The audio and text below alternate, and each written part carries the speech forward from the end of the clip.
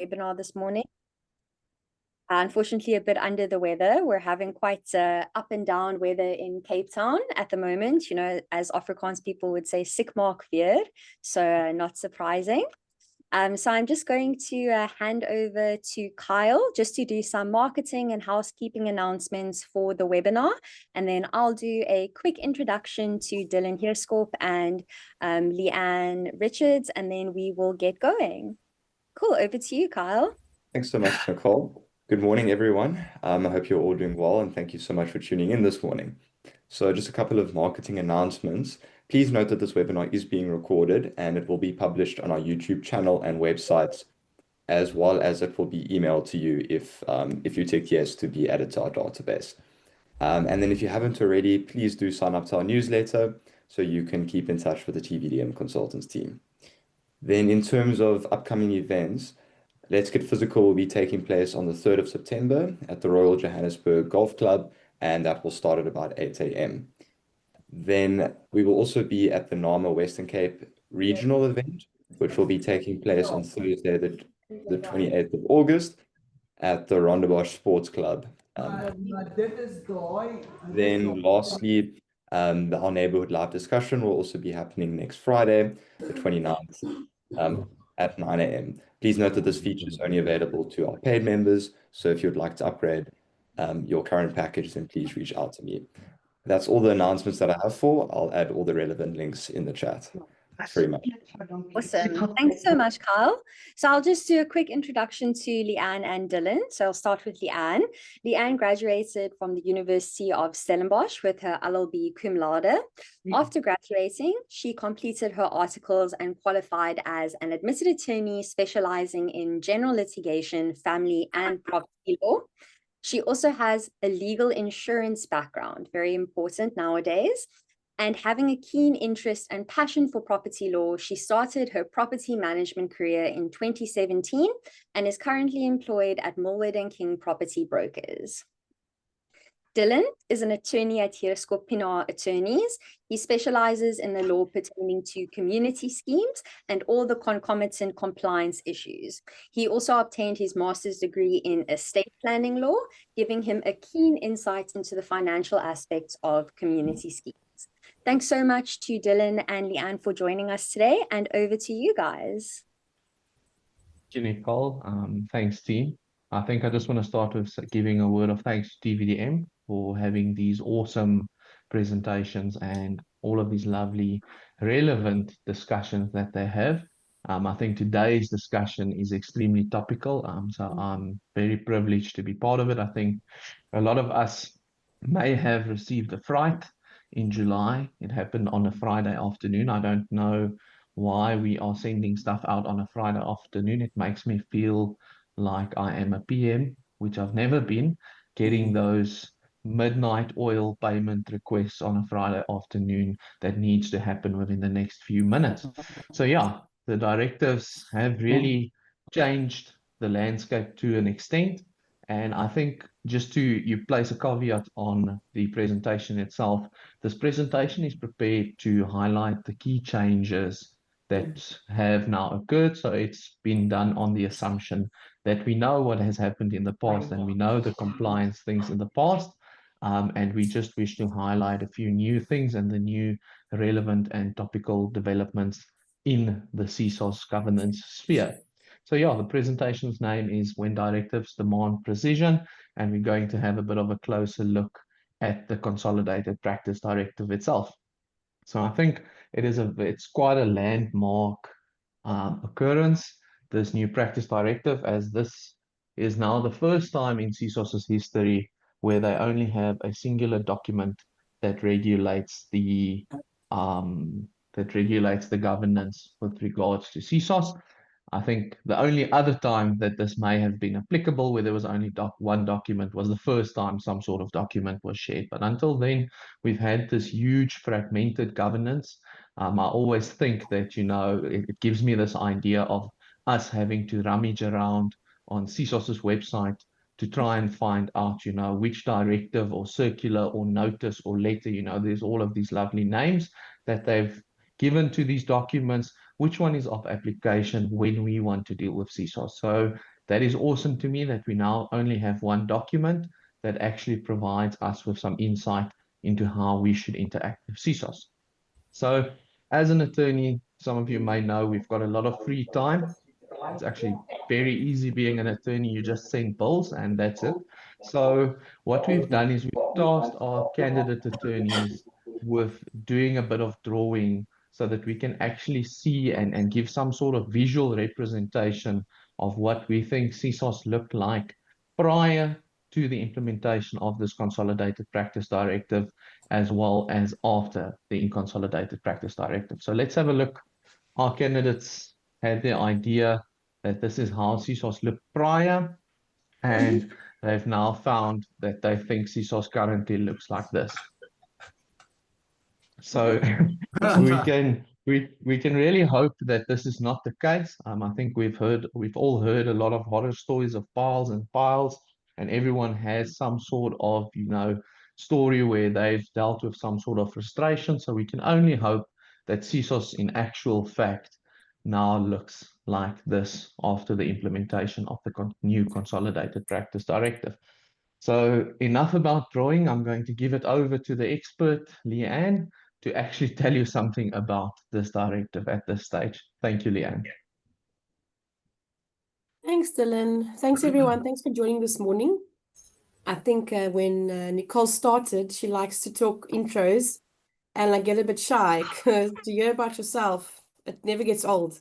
But yeah, thanks for joining us this morning. And thank you to Dilen as well for his help on this. So I think Dilen mentioned the word clickbait, or, when everyone saw the word jail time and NPA, you got a bit scared. But I think let's just take a step back and just know that this highlights compliance and regulations that the body corporates must follow. It's not something new. So I think let's all just take a breather. Because I'm not afraid. I'm a chairperson where I live for my sins, and my trustees came at me, oh, what's going on? I'm really scared. But it just highlights one document, what we need to do. We should all be compliant at the moment already, but it's nice to have everything in one document. So for purposes of this morning, and per the slides, what's changed in this directive? There's now one document regarding dispute resolution, regarding amendment of the rules. There is notes on Poppy and Paya as well. They've now added some state of emergency directives, especially when it comes to what happened a few years ago with COVID. There is now a directive on the waiver of CSOS levies and what that entails. They have consolidated one document regarding scheme registrations and annual submissions for the body corporates and other community schemes, and then directives on compliance and enforcement, all now nicely under one document. For the purposes of this morning, the presentation, myself and Dilen are presenting, we just hope to explore the framework and legal and the scope of the directive, an overview of what it entails, some changes to the directives, and then some compliance, a garden compliance for the schemes. Just to note, if your mic is on, just mute. It just makes it easier for everyone else. They've split the directive nicely into 5 chapters: registration and compliance, governance and rules, financial management, dispute resolution, and then information practices, i.e. Poppy and Paya. I'll talk about a few chapters and then we'll carry on thereafter. So the first chapter talks about registration, and what's really great now is they are advising you will only be able to use CSOS Connect as the sole platform to register your schemes and submit annual returns. So what that means is the platform online is where managing agents or the trustees themselves can submit documentation and the submission of annual returns annually. There's only one platform. Yes, there's still email and all of that, but I think what's nice is they're just trying to digitize the way we do things. as one point of reference. I think it's really good. I know that not everyone is familiar with CSOS Connect, but I think ultimately the goal is to make it one platform, one space where you can do what you have to do, make it user-friendly. So I think there will be some teething issues, but I think it's a very good tool going forward for community schemes. What they are saying is that there will be no walk-ins or emails. However, the directive does note that there is space for walk-ins, but I think the main goal here is that everything needs to go via this platform, one space where all documents are loaded and noted. What they are saying to us is that when you register a scheme and upon submission of your documents, the correct form CS1, they undertake to register the scheme within 7 days, which I think is wonderful if it happens. Let's just see how it goes. But in terms of their turnaround time, they're giving us 7 days. The other item to note, a scheme must register within 30 days of receiving the certificate of establishment. Now, that's all wonderful, but when it comes to this deadline, if you look at a scheme when it's established, within 60 days of the sectional title register being opened, you have to have your inaugural meeting. Now, the problem is, when it comes to having an inaugural meeting, that's when you decide on the scheme executives and other details which you'd have at the meeting. When you submit your scheme for registration, the problem is you need to submit the details for the trustees or the scheme executives or the board members and other documents. You won't have that until you have an inaugural meeting. So it goes without saying, the practicality around that is a bit tricky. So I think we'll see how it goes. I think with schemes, when it comes to non-compliance now, there are some enforcement issues. So if you had to not register the scheme within 30 days, having an inaugural meeting, what are CSOS going to do when it comes to that? We don't know. So let's just see what happens. Cool. The next item, which I think is wonderful regarding enforcement, what they're highlighting here is a need for body corporates and for other schemes to just be compliant. I think the large majority are, but there are some, and it's actually quite shocking, where schemes aren't registered, they aren't submitting annual returns, they aren't doing all the necessary in terms of the Act currently. So all they're trying to do is advising schemes, let's aspire to be compliant. They've introduced a tiered enforcement model when it comes to non-compliance. You receive a notice or informal notice, then a formal notice, and finally referral to the National Prosecuting Authority. It sounds serious, but I think, again, the point is we need to aspire to be compliant. And that's the point of reference. Dilen made a good point yesterday, which I noted. The prosecuting authority deal with serious violent crimes or serious crimes. This is, there's not much harm being done here if you don't file an annual return. Yes, you must. But I think the point is practically non-compliant with CSOS. We don't know how far they will take it. The MPA is inundated with other matters. So I think what's important here, again, let's not get scared because we might be referred to for a criminal matter. Let's just aim to be compliant. It's not hard. I think after what you can take away from this today is once we're done here, sit with your managing agent, sit with the trustees, work through the items and just ensure compliance. It's not hard. It's all on the documents, all online. So yeah, let's not get all sweaty because of this referral to the prosecuting authority. Yes, it's now noted, but I think what's important is let's just be compliant. Okay. Then just to conclude on this first chapter, much of a muchness. A lot is still the same. We need to submit our annual returns, our annual submissions. Schemes must be registered. There's timeframes involved. Let's just do what we've been doing before.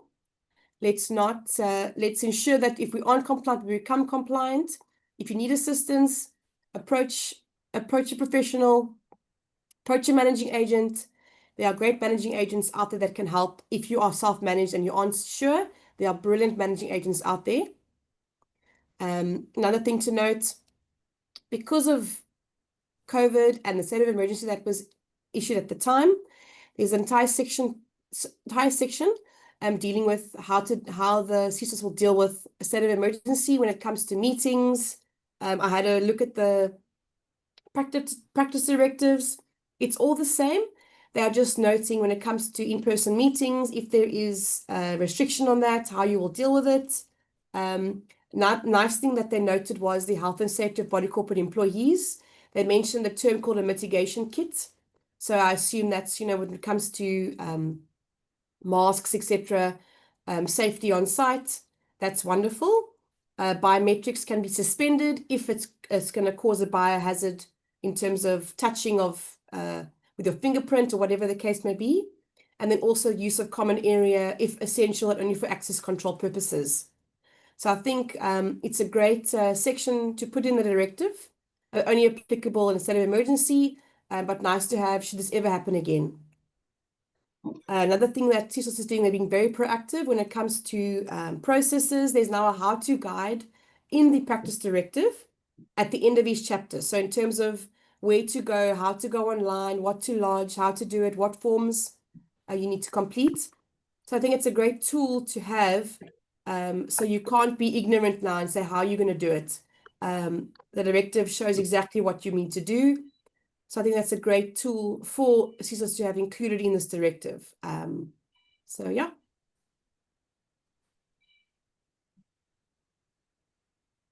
That is me.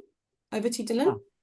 So then we're jumping on to the second chapter, which is governance and rules. I think there's a big debate on the issue of, all of these new undesirable rules and the deviations with the undesirable rules. But before we jump into that, we just wanted to chat on administrators and EMAs. So something that's very interesting with regards to the latest practice directive is this is the first time that CSOS in some form of directive is trying to regulate, what CSOS expects of an EMA and or an administrator. So we've all seen the lovely panel of EMA letters in the past, but that was simply a list of people who they now vetted and suggested to be an EMA. So, but it was never regarding some form of regulation. It's still in its infant stages, so I don't think there's much to note, but they've now aspired to, start addressing EMAs and administrators in some formal fashion. So things that EMAs and administrators should take note of is firstly, we need to notify CSOS of our appointment in such a capacity. For an administrator, that's nothing new. Section 16 of the STSMA requires us to notify CSOS of this appointment, whereas for an EMA, this is a bit new, but I mean, ultimately what we need to understand is CSOS is the ombud that deals with anything community scheme related, so surely they should be aware of your appointment. The next thing that is interesting as well is the requirement that administrators and EMAs should submit quarterly reports to CSOS. Again, from an administrator's perspective, it's nothing new. Section 16 speaks to that.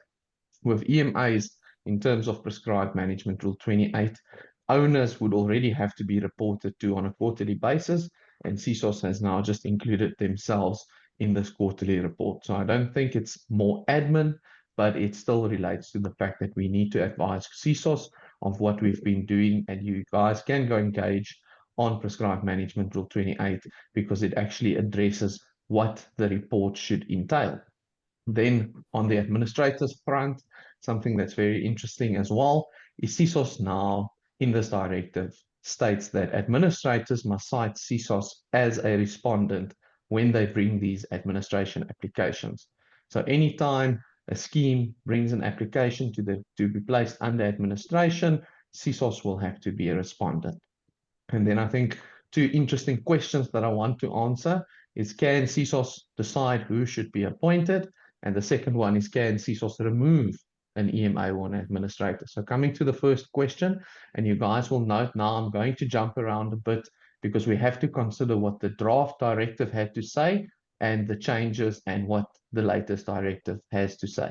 So in terms of the draft directive, it was suggested that community schemes, if we look at an EMA, were to make a decision to appoint some form of an EMA, and then it would have had to be remitted back to CSOS for CSOS to make the decision as to who is going to be this EMA based on the decision that the members were made. A lot of stakeholders, TVDM and us at HP Inc. had a lot to say about this particular issue. And the crisp issue comes down to, as we all know, any decision or resolution that needs to be taken by members should have sufficient information and documentation to make a decision. And unfortunately, in my view, I do not think, going to members saying, we want to appoint an EMA, we don't know who that EMA is, we don't know what that EMA is going to charge, we don't know what the mandate of the EMA is going to be. All of this will be decided by CSOS. I do not think that members would then be placed in a position to take this type of decision. It wouldn't be an informed decision in my mind. So that was the crisp issue relating to whether or not CSOS can make such an appointment. And also, Prescribed Management Rule 28 is rather clear. It's the members who should take such a decision. So in the draft bill, that was the case, but CSOS deviated from the draft Consolidated Practice Directive. And in the new one, it does not say that CSOS should make the final decision as to who should be appointed as an EMA. From an administrator's perspective, once again, it was a similar thing. We would go to court. The court would say, yes, a scheme must be under administration. Then it would have to have been remitted back to CSOS for CSOS to decide on the identity, and then a second court appearance in terms of where this person would then be appointed as an administrator. Again, a lot of issues with this draft suggestion. Section 16, in my mind, is quite clear. When a court makes a decision on the issue of whether or not a scheme should be placed under administration, it becomes a two-step process. Step one, is there this existence of financial and/or administrative mismanagement? And if that answer is yes, the second step of the inquiry would be where the court would decide on the identity of an administrator. So once again, feedback to CSOS related to, listen, you can't just worm yourself into this decision-making process. Ultimately, the court is already this forum that is tasked with deciding this type of issue. And practically speaking, in my mind, you think of a scheme wanting to be placed under administration. This to me, speaks of, in most instances, these schemes do not have the funds to, afford going to court twice or afford waiting for justice to happen. We all have learned to love or learned to hate, depending on your perception, the, graciousness and lack of timeousness sometimes that the courts take. So why would we further burden this issue with trying to, include this additional step in the whole process? So just to answer the question on both fronts, can CSOS decide who should be appointed as an EMA or administrator? And the short and sweet answer is no. That decision from an EMA's perspective lies with the members, and that decision from an administrator's perspective lies with the court. Can CSOS remove an EMA or an administrator? So CSOS in the draft practice directive again alluded to the fact that they could do these removals. And as part of the commentary, again, we said, listen, it doesn't sound practical.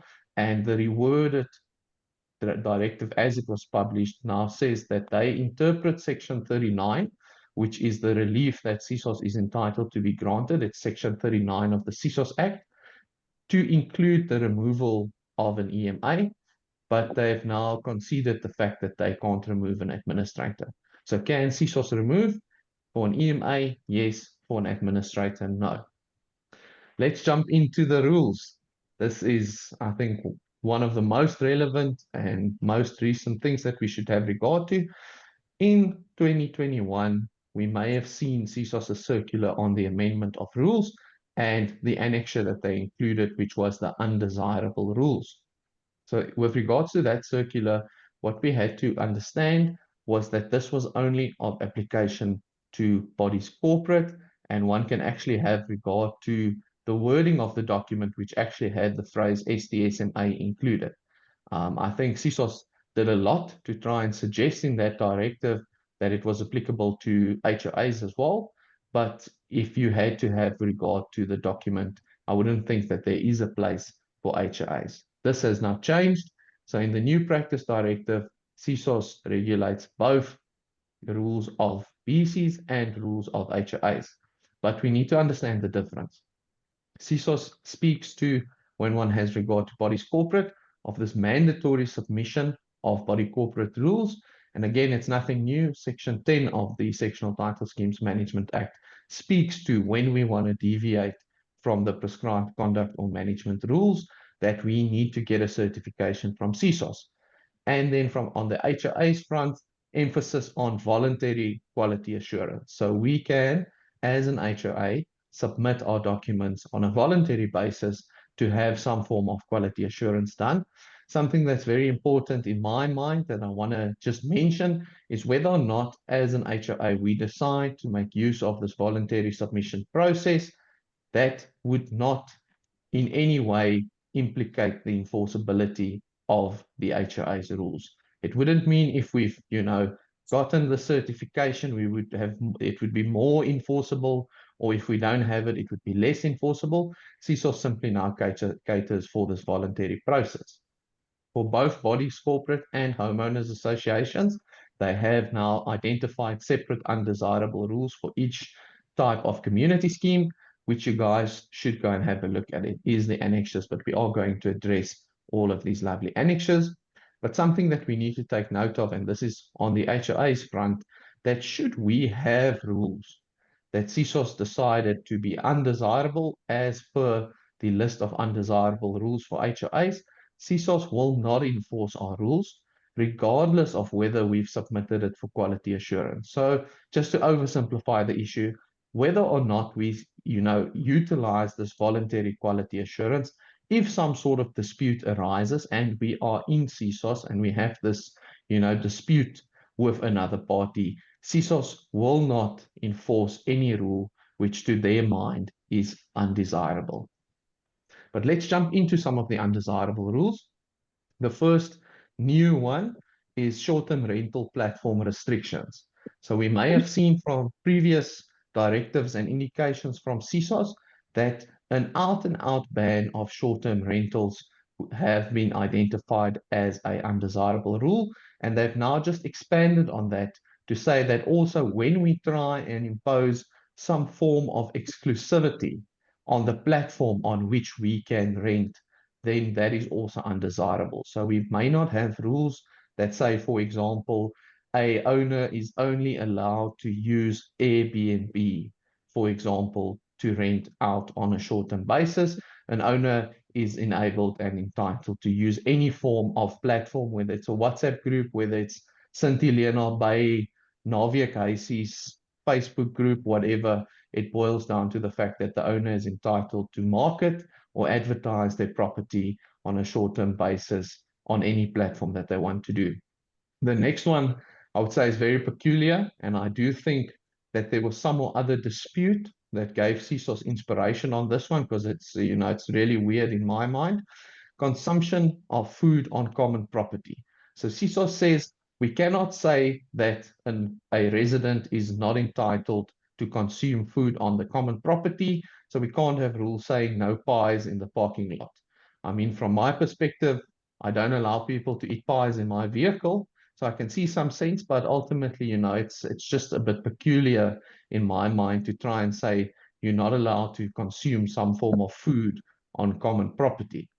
CSOS did expand a bit to say that they don't see an issue with if we were to regulate the swimming pool area to say, you're not allowed to consume alcohol at a swimming pool. From my own perspective, I'm quite a big guy, so I don't really need motivation in the form of alcohol to drown.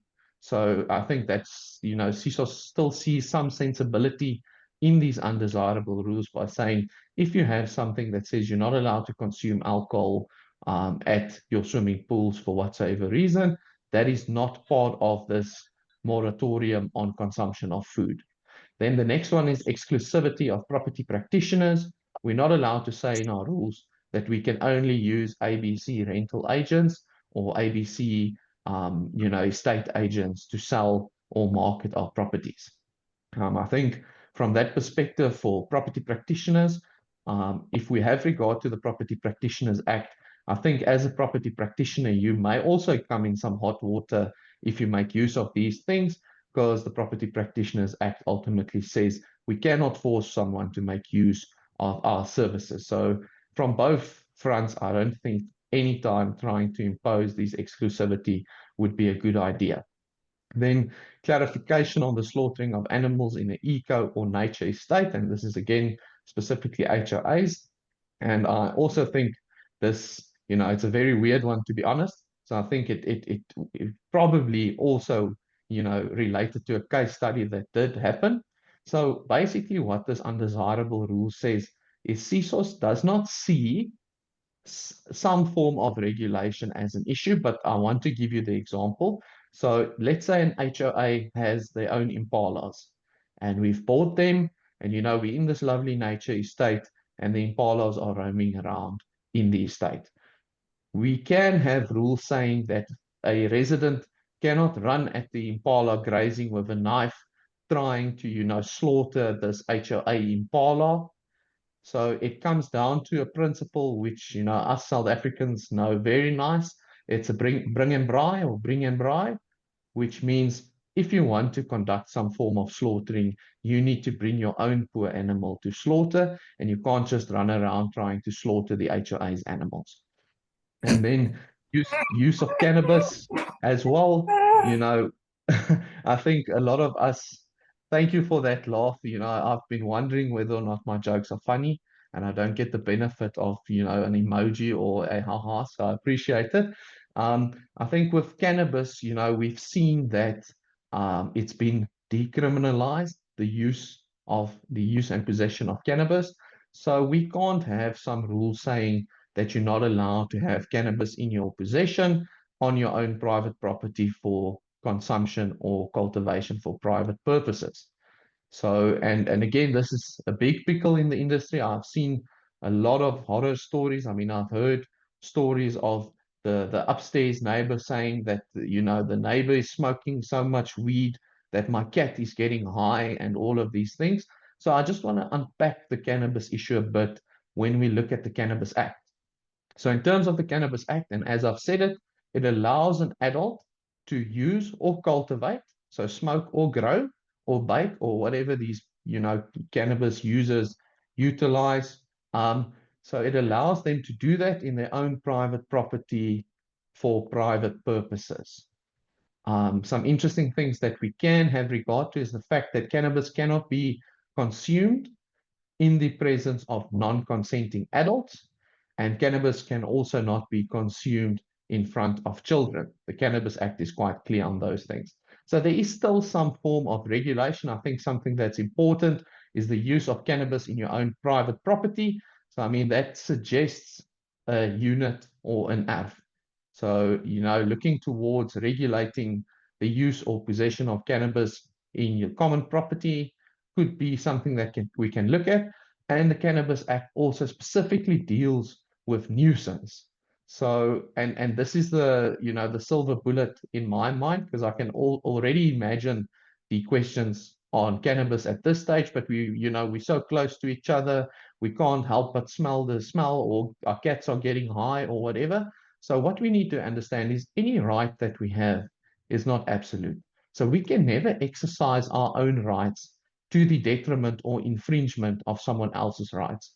So there is still this form of nuisance that we can apply if this person is consuming cannabis to such an extent, that it becomes a nuisance. Then we can still go to CSOS on that front, or we can go to court and get an interdict based on the nuisance component. So it's not an out and out, we should now accept it, and all of this can be lying around. It's going to become this big issue. We can regulate it, but we can't out and out say you're not allowed to have cannabis in your possession or cultivate cannabis in your own private property.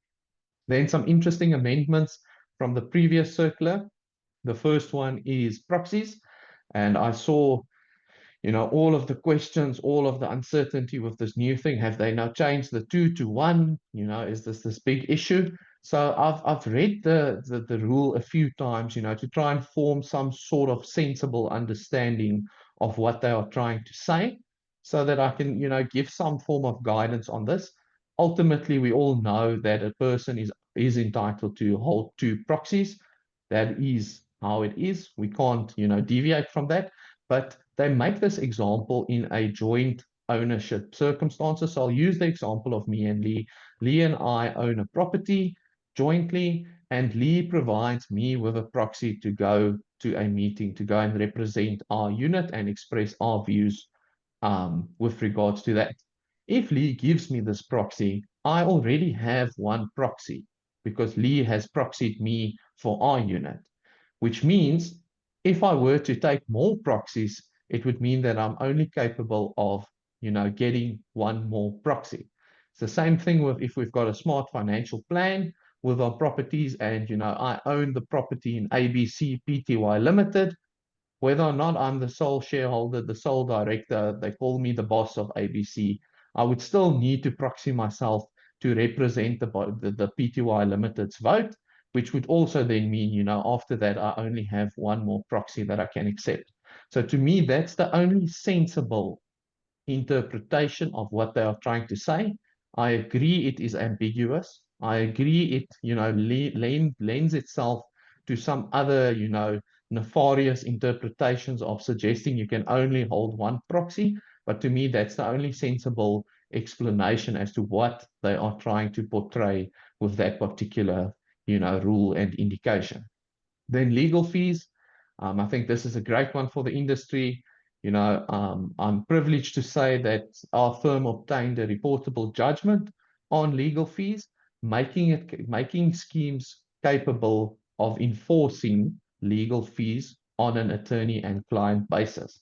So we've all seen prescribed management rule 25.4. We've all heard taxed or agreed. As an attorney, if I were to work on a second or third floor, I think I would jump out of the window if I've heard it again. Luckily, I'm working on the ground floor, so I wouldn't fall too far.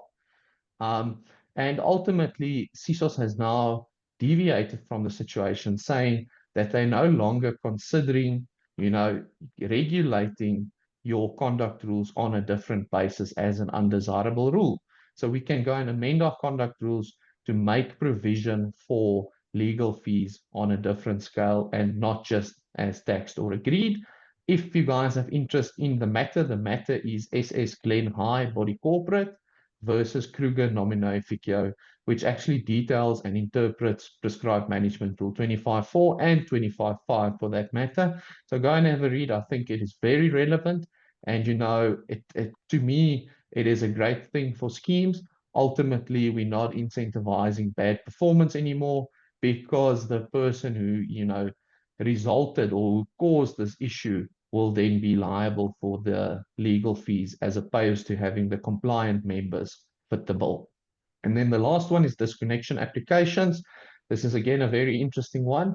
So in the previous circular, CSOS basically said that any rules that use the word disconnection or termination of electricity or limitation of water, they would refuse to, register those things. And again, as part of the commentary that the industry provided, we just said, listen, we agree with walking to a DB board and switching off the electricity and giving a lock and slipping some sort of letter under the door saying, yeah, we've got you, we've switched your electricity off, you won't have electricity until you pay.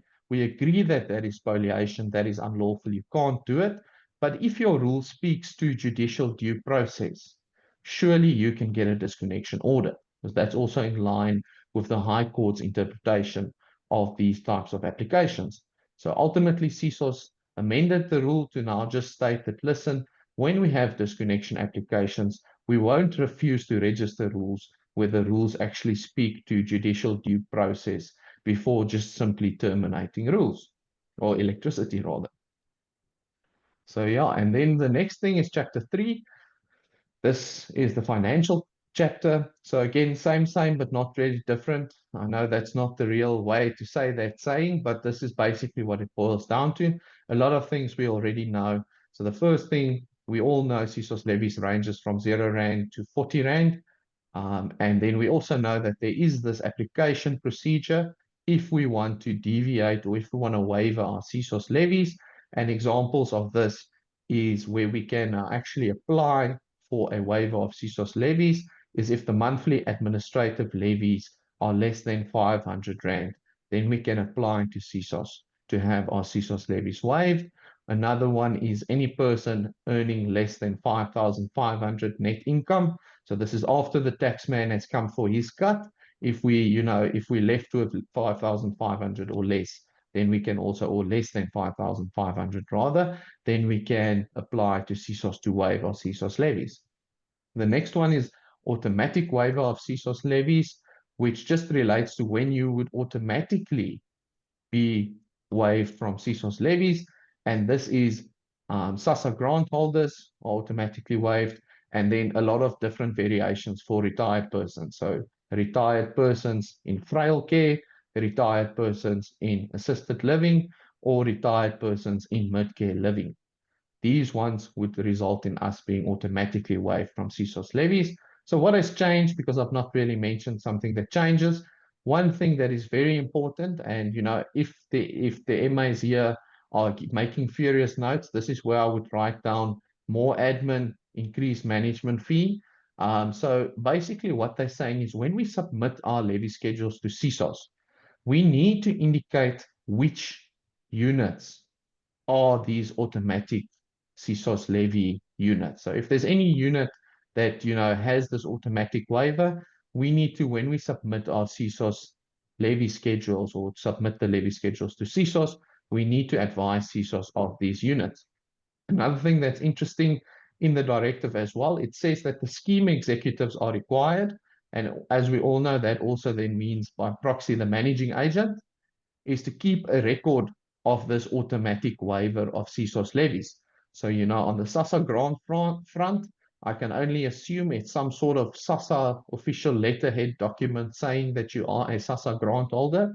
And I would rather not consider what the proof is of this retired person component. And my hope is not a picture of, some retired person with an oxygen mask and a nurse taking his temperature. And I'm not going to comment on what temperature you'd be taking, but, ultimately, I don't know what proof they want in those circumstances, but they want the scheme executives to hold a record of this, which to me would suggest they may call upon the schemes to provide them with this proof of this automatic waiver. The next one is annual returns. Again, nothing new. We all know we need to submit our annual returns within 4 months of a scheme's financial year end. But something that's interesting, and I just want to speak a bit out of the bedroom from NAMA's executive committee meeting with CSOS. So as some of you may have heard, in May, NAMA reached out to its members asking, listen, we want to do a survey on any frustration or difficulty that you guys have with the CSOS process or with your interaction with CSOS. I think NAMA would be very grateful. There was a lot of feedback that was received, but one of these components was we could not submit our annual returns after the 4 months on this CSOS Disconnect platform. And basically, the response that CSOS gave in this meeting is that after this 4-month period, if we do not submit within the 4 months, CSOS Connect would automatically prevent us from doing that submission. And their suggestion or instruction was that if that happens, we need to do a manual submission of the annual return.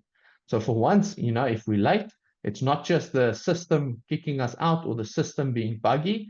If we do not submit our annual returns within the 4-month period, we would have to manually submit it. Is it in the directive? No. Do we have this email in the directive? No. How are we going to comply? I don't know. But this is some information, and hopefully it's valuable to you guys. I hope there's some frustration or difficulty, and now you guys may know that this is the case. Then when one looks at the, this is not me anymore. Sorry, Leigh-Anne. I almost jumped the gun here. Thank you. Cool, thank you. Thanks, Dilen. I think you were so in the zone, just to carry on. Thanks, Dilen. That was very informative. I think it just helps to note that, these kind of things still happen in terms of undesirable rules. And it's important that we look at our rules and we make changes accordingly. Then just onto the 4th chapter on dispute resolution. A lot of it is the same as before. Like I mentioned, prior, a tiered approach on dispute resolution. It highlights in the directive, it's quite clear on application process, conciliation, adjudication, very similar to before. The one thing they mentioned was this reinstatement of physical hearings, but on good cause shown, which is a tricky word. I think as attorneys, I like a physical hearing because I can speak to my accuser or vice versa and cross-examine, or it just helps. Physical hearing or physical in-person meetings are always better than online. Yes, online does help, especially when people are not in the same province or area as you. But it remains to be seen what good cause shown, what that actually means, and what discretion the CSOS will use when it comes to wanting your meeting in person as opposed to on Teams or on teleconference. They note that parties can attend a virtual hearing at a regional office if there's issues with connectivity. And then a nice one that I really like is that adjudicators must confirm receipt of submission and final written submissions, where before that's not the case. So if I submit something on an email, I don't always get a response to say they've received it. But in this instance, they do have to respond to us and say, we're here with confirm receipt. That's it. I think it just helps to note where you are in the process and to make sure that your item isn't falling on deaf ears. Another important sort of change, they have now noted that you can, if something is urgent, you can get an order within 24 hours. I listened to a webinar on Tuesday, and they noted urgency in terms of access control issues. Like if you need if there's a spoliation issue whereby they lock you out because you are behind your levies, or they cut your water or your power to your unit, you can get an urgent order. Again, remains to be seen how effective this will be in terms of actually getting it right, in terms of the hours. So that's very nice to note. Adjudicators now, in terms of the orders they are going to lay down, the one is they can order that a rule is undesirable and then advise the scheme that they have to change it. A nice one to note on the levies, when you apply to the CSOS for outstanding levies by one of the owners, usually when it comes to timeframes, within, let's say the matter is heard after a 2-month period, the levies you applied for, the arrears at the time would have increased by the time you get to adjudication. Now, what they've noted is when they make an order, they will make an order in terms of the levies outstanding at a order period, not when you applied, which is really great, because a lot of the times when you take arrear levies to attorneys as well, it's difficult because you apply with 60,000 Rand arrear levies, but by the time you get to court, there's been months that have passed where levies have been raised. So this is a wonderful tool that they've implemented. I think it's really great. Also, they can order in terms of the CSOS Act to remove an EMA. Some other items under this chapter, they mention no legal jargon to be used, which is a bit tricky because as an attorney, we like to hide behind big words. Even owners who are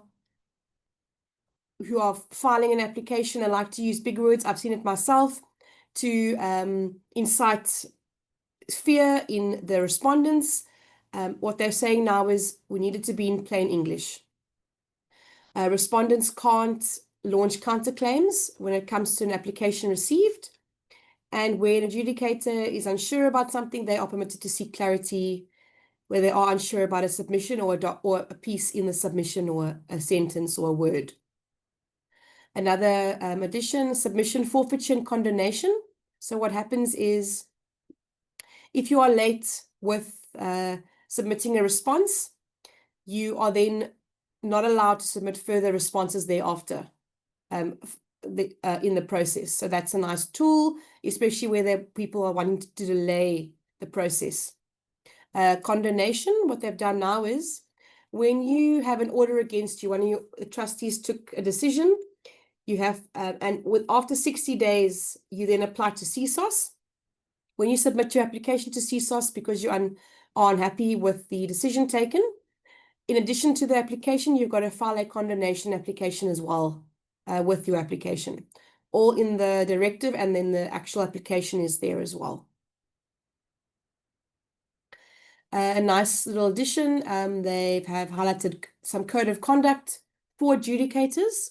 All, I mean, very logical stuff that should already be in place at the ready.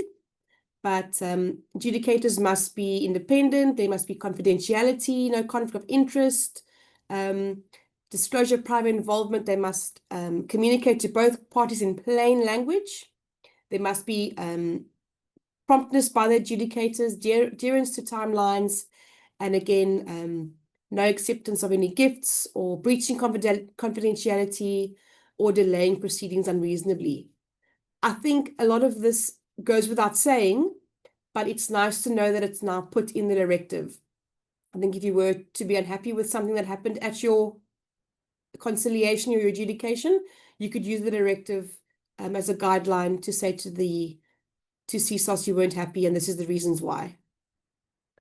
The last chapter is relating to Poppy and Paya and information gathering and receiving and using of information.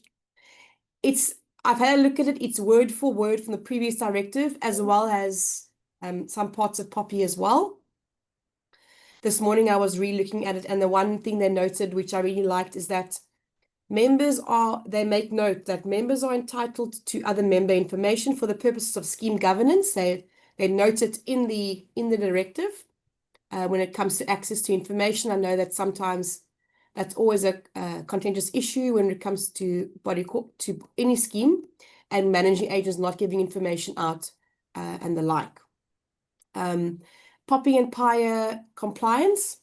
It's important to note that all schemes must have a Poppy and Paya manual. Poppy for the gathering of information and Paya for access to information. Each scheme must have a registered information officer, and they must register with the information regulator. You get a certificate thereafter.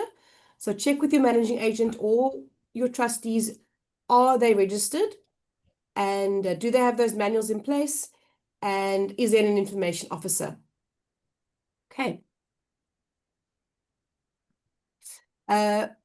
What they have noted in this directive, there's a few annexures with documents. So again, no excuse for ignorance or where to find information and documents. They list them, supporting documents you need to file for your scheme. Undesirable rules they've mentioned, they've listed them. Application for consents. This is bank details, so there's no excuse for you not to pay levies over. Submission documents. The code of conduct for consolidators and adjudicators. And then I mentioned the process flows. So at the end of each chapter, it's a how-to guide as to what you need to do and how you need to do it. Again, no excuse for ignorance. I think what's important with this directive, that it's a shift from 5, 6, 7 directives as to one document. It's really great so that when it comes to a query all you need is to go to one document. It really makes the process simpler. Compliance is no longer optional. I mean, this goes without saying. Prior to this directive, body schemes needed to be compliant. This is just enforcing that at the get-go. Check with your managing agent, check with your trustees. Have you got everything in place? You must align with CSOS's expectations of the community scheme. The digitization of CSOS governance is wonderful, putting everything at one source, keeping it all together on an online system. It's just the way that the future is going. I think it's wonderful. And it's a recalibration from CSOS's point of view. It's all things that have been in place before, and now it's just putting it into one document. So it's really, really great. I know, like I said before, it created a bit of fear in a few of us, but I think overall, if we look at the positives, it outweighs the negatives. Yeah, and if I can just also jump in here, just to conclude on this, and I think, there's a lot of clickbait in the industry. You're going to get locked up, the cops are on their way, and all of these things. And there's also a lot of negativity towards the directive itself. From my perspective, there's two ways that we can deal with this new directive. way number one is extremely scrutinizing and, you know, saying all of these things are unhelpful and how their CSOS and all of this, and just being negative in general towards the directive. Or the other approach is, listen, we need to understand that as a managing agent or as a scheme executive, you're placed in quite an important position. You know, as a managing agent, your clientele leans on you to ensure that you are compliant and that you understand and know how to navigate these things. And I mean, a similar principle would be for scheme executives where the owners rely on you. So for me, I think, you know, if you're angry, if you want to scrutinize, let's go and fight it. If we're not fighting it, if we're not going to court and taking steps to try and set it aside, there's no point. From my personal point of view, I know that if I dislike doing things personally, I tend to, you know, not perform as well as I should. And we are really in important positions as these community scheme champions to try and navigate and to show our clientele or to show our owners the way. So yeah, I think it's just, you know, sometimes we need to look past the negativity. It is there, it is what it is. If we're not challenging it, if we're not going to court, then we need to know how to navigate it and have some sort of understanding without looking through this lens of how dare they, I'm not going to comply with this, making this decision. So yeah, ladies and gentlemen, it is new, it is a lot. I don't think there's a lot of changes personally. There's a few, we've highlighted them, but the rest is business as usual. So yeah, that's it for me. I think, Nicole, do we have time for some questions? I don't think so, unfortunately, because the Oh. WIS webinar is starting in a minute, and we'd really love if people had time to join that. But if there are any questions, you know, people, you're welcome to email us or Dilen or Leigh-Anne, and we will, of course, answer them. Carl will be putting the webinar on the slides, and I've also asked him to put the case and the CSOS directive up online for everyone, and that'll be put up very shortly. Cool. Thank you so much, everyone, for joining us. Have a lovely day further. Thanks, Nicole. Baie Thank you. Thanks, dankie. Dylan. Take care. Bye, Dankie, everybody. bye.